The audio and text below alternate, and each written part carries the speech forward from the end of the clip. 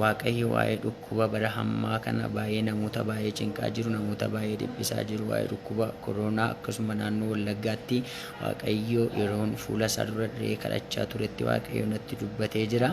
Egaa dhukkubni kun namoota baay'ee raasaa jira. Akkasuma immoo waaqayyo gooftaa fuulduratti gaafan kadhadhu egaa maalin argaanii dhukkubni kun hamma amma ta'e caala dachaa akka dabaluu fi namoota hedduu akka galaafatu, namoonni hedduun akka dhuman, gurguddoonni hedduun keessattuu namoonni bebbeekamoon iddoo gaarii qaban namoonni akkasii akka dhuman sagalee dhageera. Dhukkubni kun egaa biyyoota akka Euroop yookiin akka Awurooppaa, kan akka Ameerikaa, kan akka Arabaa, biyyoota Afrikaa keessaa biyyoota 17 irratti baay'ee kan baay'atu yoo ta'u, dhukkubni kun baay'ee namoota baay'ee akka galaafatu, akkasumallee namoonni baay'een sababii kanarraa gadda kanarraa kan ka'e waaqayyo maal ta'e jedhanii gurguddoonni baay'een kan itti iyyan ta'a. Egaa waaqayyo kana namoonni baay'een gooftaa Yesus Kiristoos warratti ka'an waaqayyo warri hin jiru jedhan, waaqayyo kaleessa hin jiru jedhanii addunyaa guutuutti beeksisaa turan amma qalbii jijjiirratanii waaqayyo jira, waaqayyo nu haa dhaga'u jedhanii yoo waaqayyotti iyyatan natti agarsiise. Kanarraa kan ka'e biyyoota Afrikaa biyyoota 17 keessaa biyyoota 7 irratti ekonomiin isaanii kan gadi bu'e, akkasuma hongee cimaan kan irratti ta'u, biyyoota akkasii kanarratti immoo warra waaqayyo hin jiru nutu jira jedhanii warra of waaman, warra of tuulan irratti hongee cimaan akka ta'u addunyaa guutuun deebi'ee immoo biyyoota kana gargaaruudhaaf yeroodhama waaqayyo gooftaan natti agarsiise. Wantoonni akkasii kun biyyoota Afrikaa keessatti akka ta'an, biyyoota 7 biyyoota Afrikaa keessatti hongee cimaan akka ta'u, biyyoota 17 keessatti namoonni baay'een dhukkuba kanaan gaafa miidhamanii du'an waaqayyo gooftaan natti agarsiise. Kan biraa immoo waa'ee Wallaggaa keessatti kan jiru dukkana baay'ee marfamee jiru, isa keessaa ifa xiqqoo yookiin immoo ifti xiqqoon ishee gaafa ba'uun arga'anii isa keessatti waaqayyoon maalidha jedhee gaafa waaqayyoon gaafadhu, waaqayyoo ifa xiqqoo kana guddisee gaafa natti mul'isu, bal'isee gaafa natti mul'isu, dukkana guddaa san ifti xiqqoon kun gaafa dhoksu natti agarsiise. Isa booda akkas naan jedhe, yeroo muraasan booda naannoo Wallagga, naannoo Lixaa irratti sagantaa galataa guddaan akka ta'u waaqayyo nu yaadateera, waaqayyo gara keenya dhufeera, waaqayyo ijji isaa nurraa hin garagalle jedhanii akka guutuu naannoo Lixaa irratti sagantaa guddaa, xiqqaa, guddaa, dargaggeettiin yaa'anii gaafa isaan faarfatan, gaafa waaqayyoon galateeffatan natti agarsiise. Ifti guddaan Lixa irratti akka mul'atu, kanarraa kan ka'e namoonni baay'een ija godhatanii gaafa bahan, maasiin isaanii gaafa heebbifamu, hojiin isaanii gaafa heebbifamu, namoonni gurguddoon achi keessaa gaafa burqan waaqayyo gooftaan natti agarsiisee jira. Kanaaf egaa dukkanichi kun gaafa naannoo Lixaarraa socho'ee ka'u, ifti guddaan achirraa ba'u guutuu Itoophiyaa irratti gara kaabaatti, gara kibbaatti, gara bahaatti gaafa deemu namoonni baay'een achi keessaa bahanii namoota biyyaaf ta'an, addunyaaf ta'an gaafa achi keessaa bahan natti mul'ise. Sagantaan galataa kun akka Itoophiyaatti yeroo jalqabaaf ta'e akka seenattiin galateeffama. Kanarra darbee namoonni baay'een waaqayyo waan guddaa godheera jedhanii yeroo galateeffatan natti mul'ise. Akkasuma waa'ee dhukkuba kanaa namoonni waaqayyotti deebi'an, yaada waaqayyo keessa jiraatan akka oolan natti dubbateera waaqayyo. Namoota baay'ee akka oolchu waaqayyo, warra waaqayyotti iyyatan, warra waaqayyotti bu'an, warra gooftaa Yesus Kiristoosin amanatan waaqayyo akka oolchu natti dubbateera. Isaan keessaa illee gurguddoonni baay'een akka oolan, kanarraa kan ka'e guddummaa waaqayyoo addunyaa guutuutti akka haasa'amu jiraachuun waaqayyoo addunyaa guutuu irratti akka haasa'amu waaqayyo natti dubbateera.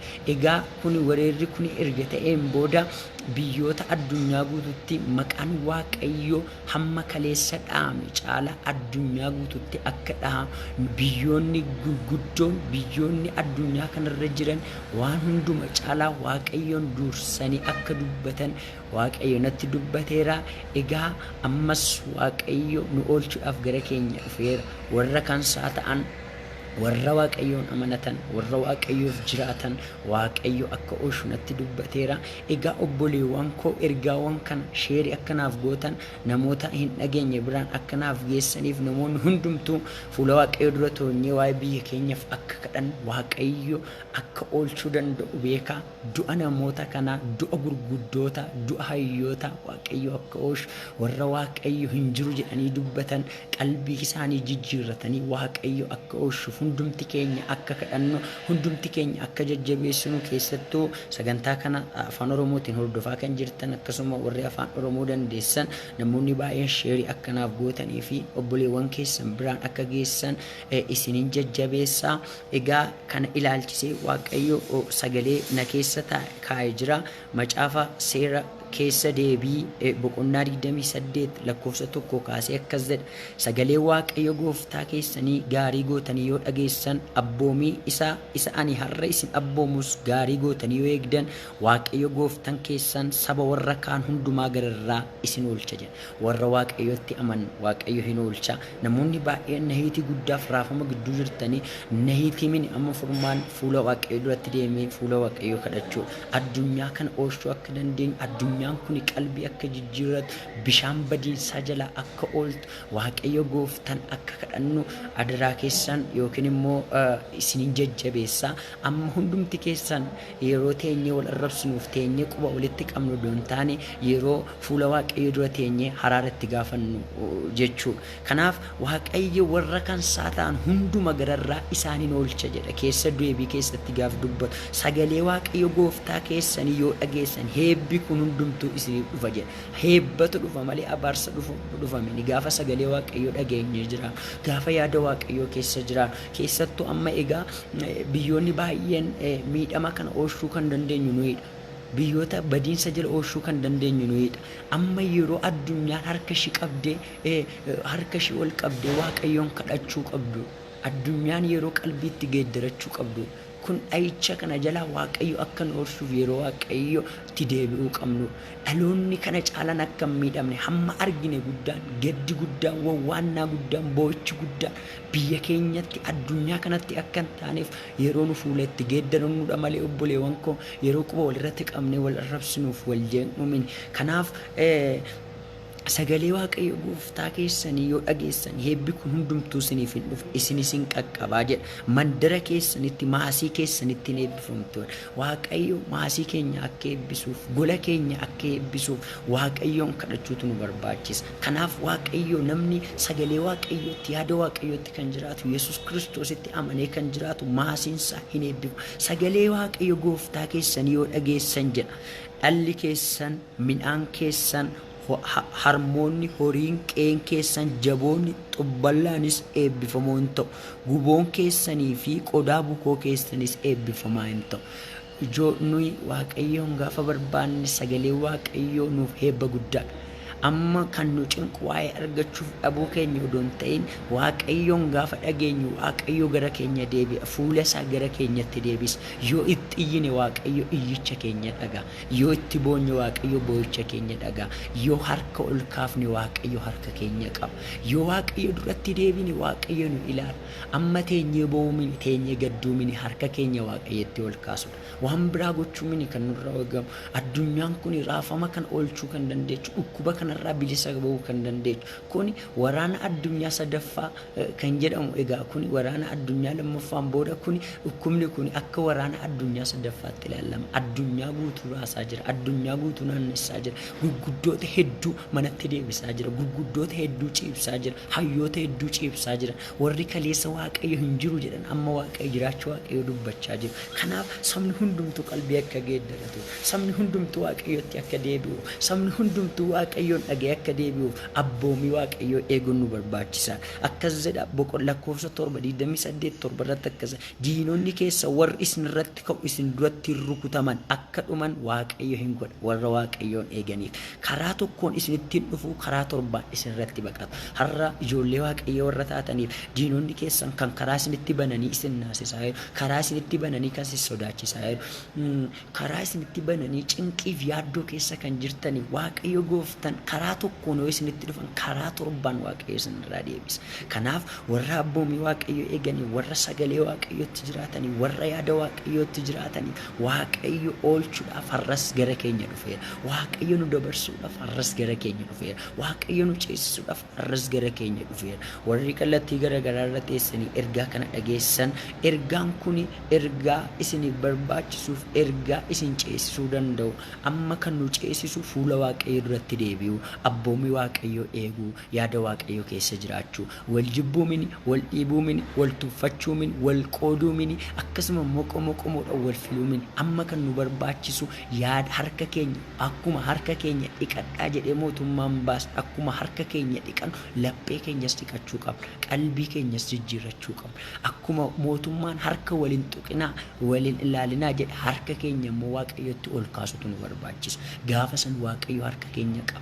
Badiinsa tasaa nu oolcha, lola tasaa nu oolcha. Inni Daani'eelin oolcha, Waaqayyo nu oolcha. Oolchadha maqaansaa. Warra Waaqayyoof of qoodan Waaqayyo hin oolcha. Warra abboomii Waaqayyo eeganiif Waaqayyo hin oolcha. Warra Waaqayyoof jiraataniif Waaqayyo hin oolcha. Kanaaf nuyi amma shakkiin sodaamin waan biyyi lafaa jedhamtee itti raafamtumin nuyi kan nurraa eegamu yaada Waaqayyoof sagalee Waaqayyoof abboomamuutu nu barbaachisa. Diinonni keenya yeroo hundumaa nu eeganii, diinonni keenya yeroo hundumaa kufiitti keenya eegan Waaqayyo immoo diinota keenya harkaan oolchuudhaaf nuuf qophaa'ee jira. Kanaaf yeroo raafamni guddaan ta'e kun yeroo Afrikaanonni itti nahan, yeroo addunyaan Yuurooponni itti nahan amma nuyi Waaqayyotti fuula keenya garagalfachuutu nu barbaachisa. Yaada Waaqayyoo keessatti fuula keenya geeddarachuutu nu barbaachisa. Ayyaanni Waaqayyoo akka nu baay'atu, humni Waaqayyoo akka nu wajjin ta'u yeroo hundumaa yaada Waaqayyoo keessa jiraachuun nu barbaachisa. Kanaaf isinittiin hima beelli cimaan osoo dhufin, hongee cimaan odoo dhufin, gaddi cimaan odoo dhufin, boo'ichi cimaan odoo dhufin, hamma uumaa dhageenyee miniif waan xiqqootu nu raasaa jira. Kan kana caalu odoo nutti hin dhufin gara Waaqayyootti haa deebinu. Obboleewwan koo quba walitti qabuun nurraa haafu, wal jibbuun nurraa haafu, wal tuffachuun nurraa haafu, teenyee wal arrabsuun, teenyee wal tuffachuun nurraa haafu. Amma Waaqayyoon haa barbaadu. Sodaaf raafama kana jala ooluudhaaf Waaqayyoon haa barbaadu. Keessattuu naannoo Ameerikaa irra kan jirtan, naannoo Yuuroop irra kan jirtan, naannoo Arabaa irra kan jirtan fuula keessa Waaqayyotti deeffadhaa. Yaada garaa keessanii geeddaradhaa. Waaqayyo gooftaan gara keessan akka dhufuuf Waaqayyoon barbaadadhaa. Biyyoota Afrikaa keessa kan teessaniif kallattii garaagaraatiin liivii kan sagantaa kan hordofaa kan jirtaniif har'as Waaqayyo akka isa barbaannu barbaada. Yaada isaatti akka jiraannu barbaada. Inni Noohin oolche har'as nu oolchuudhaaf gara isaan dhufeera. Inni Museen ceesise galaana gargar qoodee har'as dhukkuba kanarraa gargar qoodee nu baasa. Kan sin dhibu akka bokkaa gannaatti dhukkubni kun gaafa darbuun argee Waaqayyo kan natti mul'isa. Akka bokkaa gannaatti roobni cimaan roobe bishaan guddaa yaa'e akka bokkaa gannaatti dhukkubni kun gaafa darbuun argaa. Akkasitti mini kan darbu namoota baay'ee galaafateetu darbu. Namoota Waaqayyoon jiraniif, warra Waaqayyo irratti ka'aniif, warra Waaqayyo maal godhe jedhanii hin jiru nutu jira jedhanii waaman baay'ee isaanii fudhatee darba. Waan baay'ee haree darba. Kanaaf obboleewwan koo yeroon qabnu amma, yeroon Waaqayyootti iyyinu amma, yeroon yaada Waaqayyoo keessa jiraannu amma, yeroo Waaqayyoof of qoonnee jiraannu amma. Kanaaf obboleewwan koo har'as ani ergaan isinii fidadhee dhufe kanaadha.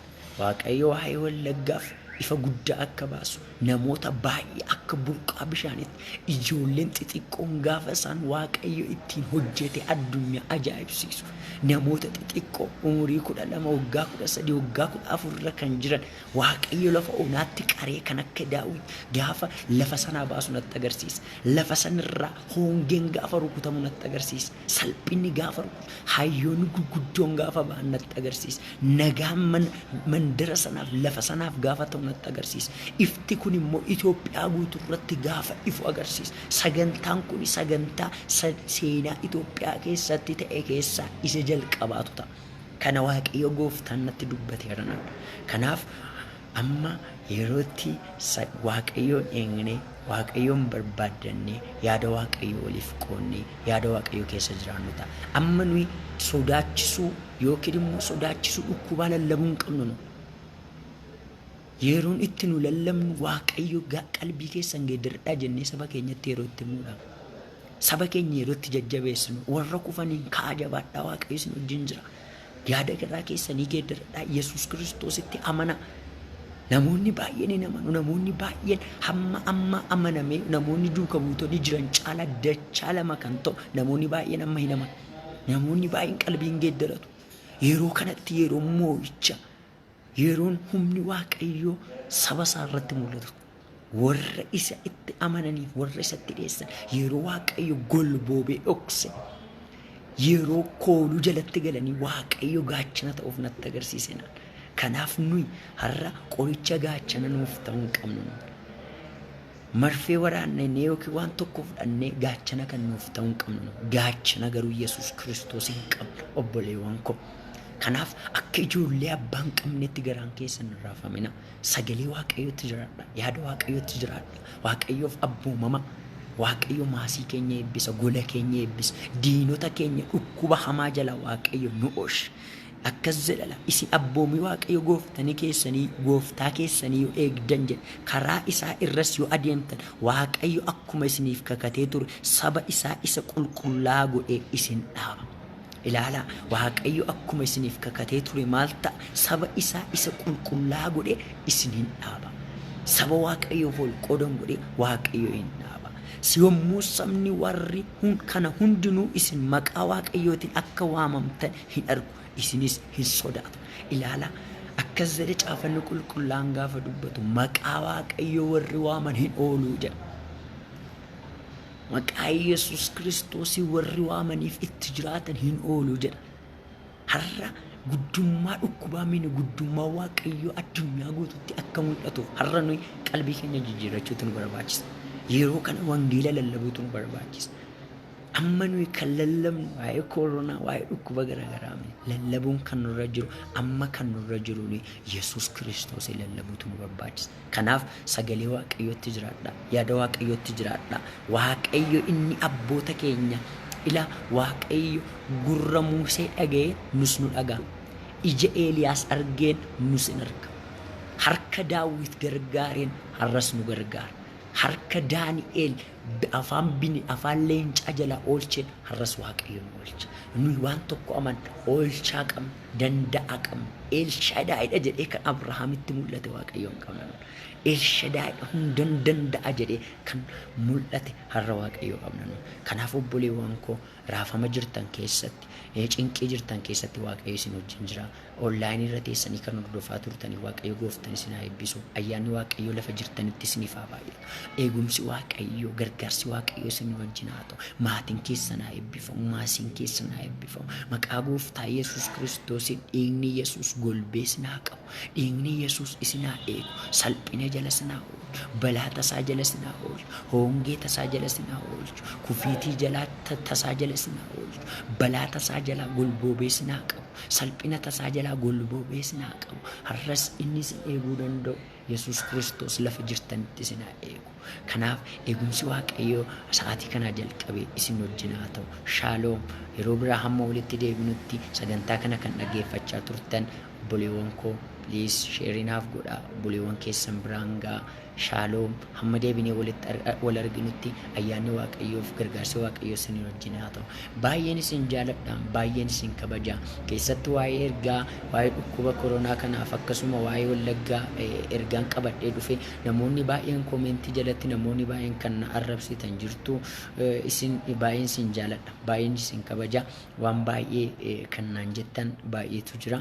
Ani baay'een isin jaaladha, baay'een isin kabaja. Ergaa biyyaa, ergaa addunyaa of keessatti qabadhee ta'uu hin danda'u. Afaan danda'u hundumaan isin tajaajiluuf qophiidha.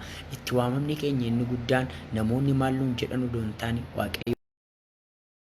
waaqayyo biraan geenya jennee yeroo itti dhibbannuudha malee arrabsuu keessan yookiin immoo jecha keessaniin waan nu hambisu hin jiru. Kanaaf ammas ergaa waaqayyo na keessa kaa'e waaqayyo gaafa natti dubbate ani saba koo biraan nan ga'a, warra afaan kana danda'an hundumaaf biraan nan ga'a. Namoonni egaa ani afaan biraa warri dandeessan immoo iyyuu afaan Amaariffaatti peejii koo jalaa hordoftu